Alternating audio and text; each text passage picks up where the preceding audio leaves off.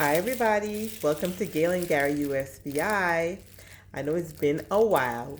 I haven't been on here, but I just wanted to share something really special with you all. When I was home in April, um, I was there to bury my father, and one of my cousins actually gave me a beautiful gift, and I have been waiting for the right time to actually open the gift. And she told me not to say her name, so I'm not gonna say her name. But I'm so grateful for this gift because it was such a thoughtful gift. And she's had it for me for quite some time, but we have not been able to see each other because when I'm home, she would be away, and we just weren't able to connect. But this time, we were home at the same time, and she said, "Listen, Gail, I have this for you." So she wrapped it up for me and she handed it over to me, and you can kind of tell from the shape what it is. But I can't wait to see it. And this gift is even more special because the person who actually made this gift recently passed away. And unfortunately, I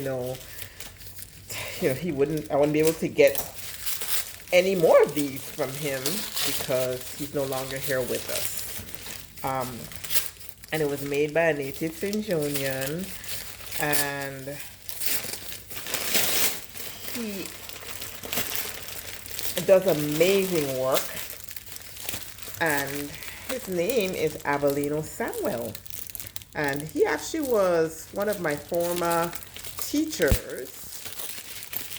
When I went to Joyce Sprout School, he taught industrial art, and he also is an artist and a woodworker, renowned woodworker. And he made this for one of my cousins, and she actually purchased, I think, 3 of them. She said she gave one to her mom, she gave one to her sister, and she said, "I'm giving the 3rd one to Gail." And here it is. Isn't it beautiful? Oh my goodness. So I am going to cherish this gift forever. And I don't know, she told me that she got me the gift so I could have a very nice rolling pin for my business. But I don't even know how I'm going to use this. I might just use this for home only. It's so special. I don't want anything to happen to it. I don't want it to get scratched up. I don't want any of that. It's so beautiful. Oh, thank you, thank you, thank you. I'm so excited to use this. So today, I'm actually Gary actually came over here to do something, and he brought me some Johnny cake dough that he made that was left over, and I'm going to actually fry some of them. So I'm going to roll it out and fry some. So, thank you, thank you, thank you. Thank you, cuz I really appreciate it. I will cherish this forever. Just wanted to share. Look at it, it's so beautiful. And may Avelino Samuel rest in eternal peace. He will be greatly missed by the St. John community for his being an educator, as well as an artist. And I have something to remember him by. And he made this with his hands, and I have it. And it's only one of 3. So I will cherish this forever. Here's a closer look at the rolling pin. I mean, look at how beautiful this looks. I believe this is mahogany wood, and it's just gorgeous. It feels so nice and heavy, and I love it. It's beautiful. So I'm here just rolling out my Johnny cake dough. Thank you, Gary. And I'm gonna make the traditional Johnny cakes from the island of St. John. So we make them in some small squares and sometimes triangles, but I'm gonna do more like square shapes. And it was a little bit of dough, so to kind of stretch it and so that mom and I could really enjoy them, I'm gonna do them really tiny. We call these our mini Johnny cakes, but these are actually the traditional way in which most St. John families make their Johnny cakes at home. You don't do those big floaters. At home, you do the small, bite size um, shaped Johnny cakes, and you eat many of them. So I'm just here cutting out the dough and getting it ready to go in the frying pan. And yeah, so as you can see, they're really small, and I should have probably put more flour on the counter, but I didn't. But yeah, Gary did that dough. I mean, those Johnny cakes, when they came out, they were so good. And Mom and I have been killing them over the past few days. So, yeah, I really appreciate that he brought some for me, for us, so that we could enjoy them. So, yeah, the rolling pin feels really good in my hands. It's not too heavy, but it's not too light, and it rolls very smoothly over the dough, and I just love it. That is going to be my rolling pin for home only. Yes. I think actually Mr. Samuel's memorial service is going to be sometime this week, or I think it's on this weekend. I'm not sure exactly what day.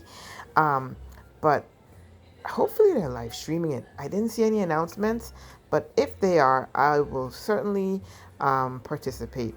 But if not, it should be beautiful. It's going to be out at Miss Lucy's restaurant in Coral Bay, St. John, and I know that's going to be very well attended. He was definitely one of the greats on St. John, and he's very much known and recognized for his artistic capabilities, and he is a master woodworker.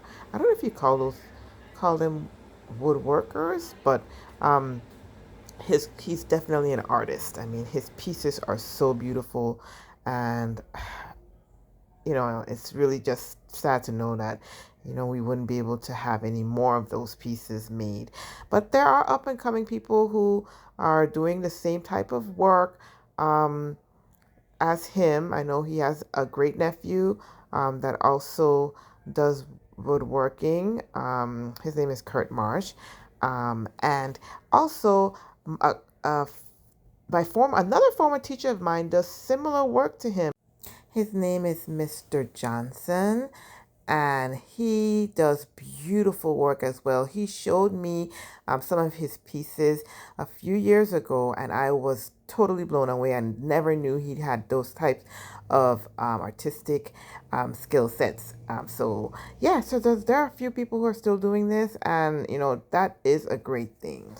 So here are my Johnny cakes actually getting fried up, and I'm doing them a little different this time. Like there was this technique that I saw this lady had. I think she was from, I don't want to say Barbados, or she was from Guyana, but her technique was to basically keep turning the Johnny cakes until they're like kind of not too brown on one side, and to kind of throw oil over the top of them to help them kind of rise up on both sides.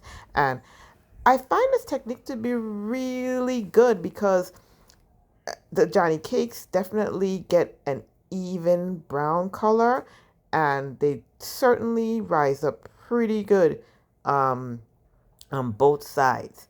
So